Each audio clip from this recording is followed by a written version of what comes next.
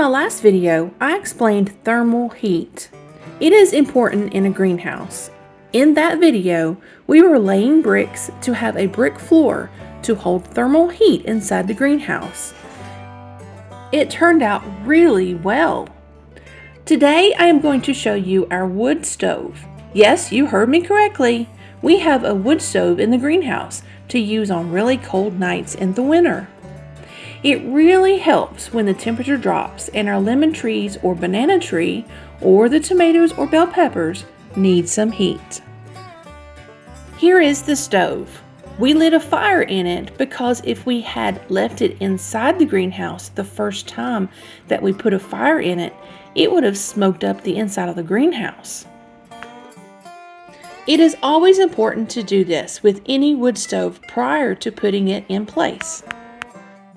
Here it is set in place. As you can see, we have center blocks behind the stove and around the sides. The pipe goes straight up and out of the top of the greenhouse.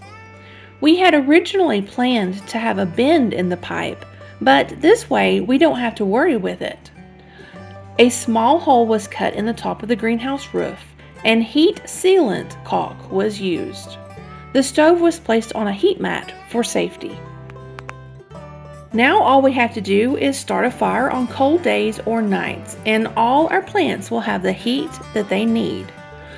Oh, and one other thing I want to mention is the fan. This fan is made specifically for wood-cooked stoves. It helps distribute the heat from one side to the other inside of the greenhouse. Do you have a greenhouse? What heat source do you use in the wintertime? Let me know in the comments below. SHTF Survival Homestead Teaching Farm thanks you for watching this video.